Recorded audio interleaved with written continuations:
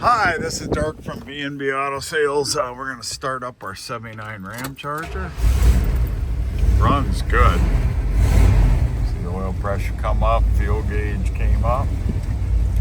Blinker to the left. Guessing that's an indicator. I'll leave it on to verify. And no horn. That's not anything out of the ordinary on these old cars. Wipers work. Blower motor works. I wonder if the old Realistic still works. No, it's just a hole filler. She's got a tack over here, that works. Of course, this manual windows and locks has got cruise. We'll test that on our test drive.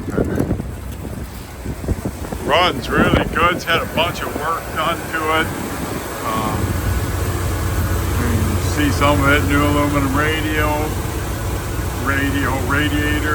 power steering hose looks new, power brakes, power steering is an air conditioned model.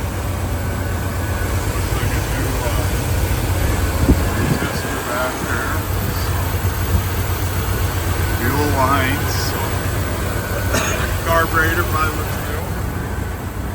Yep, blinker does work. There's your headlights.